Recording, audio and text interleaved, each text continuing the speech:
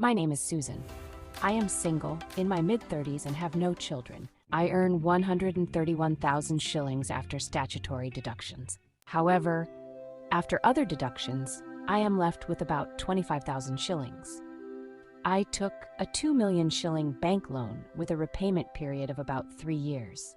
I used this money to buy a 40 by 80 plot of land in Kiambu County for 800,000 shillings, a personal vehicle for 900,000 shillings, Mum's fence for 200,000 shillings, and the rest to indulge myself. My household budget is as follows: rent 16,000 shillings, food 12,000 shillings, fuel 8,000 shillings, airtime 1,500 shillings, KPLC, water 2,000 shillings, salon 5,000 shillings, clothes 5,000 shillings, Mum 6,000 shillings, merry-go-round, chama 3,000 shillings. I am eyeing a plot of the same size next to mine. My goal is to combine the two plots and start building rental houses, but I don't know how I can afford to do this with the loan on my back. Please advise me on what I need to do to achieve my goal. It seems to me that you are in a situation where, despite the significant investments you have made, your loan repayments are putting a strain on your cash flow.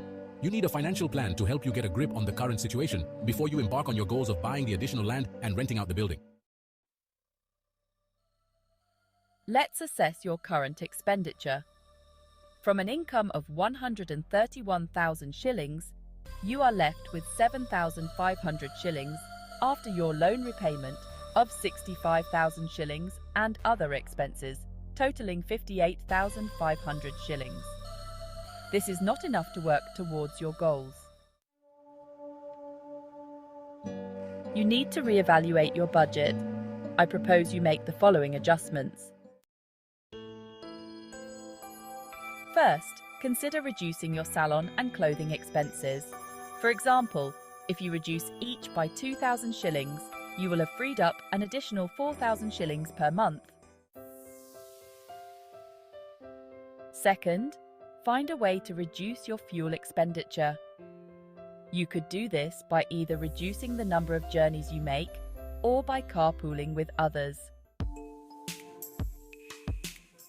Alternatively, you could generate some cash flow from your vehicle by using it in taxi hailing services, where you can get a driver to operate the vehicle while you're at work, or you can operate it when you're off work in the evenings and at weekends. Research shows that taxi hailing in Kenya can earn you anywhere between 30,000 to 70,000 shillings, and even more per month, depending on various factors such as time spent.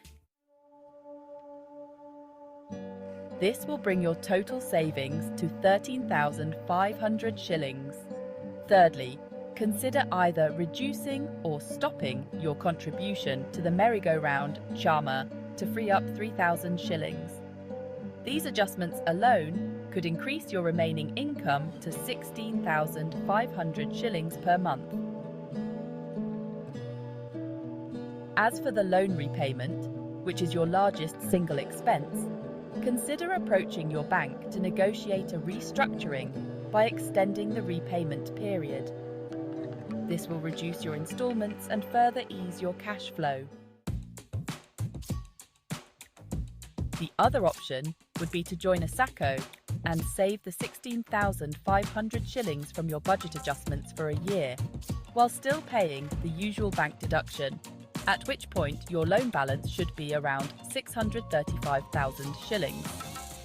You will have contributed about 198,000 shillings by then, and going by the borrowing limit of most SACCOs, you could access a loan of 594,000 shillings or more, depending on the rules of the SACCO, most of which allow you to borrow anywhere from 3 times your share contribution.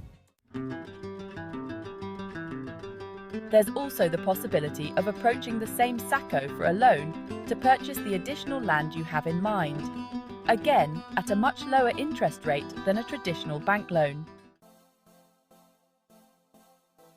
As for your goal of building rental properties, which is a fantastic long-term investment but requires significant capital, I suggest you redouble your efforts to increase your income.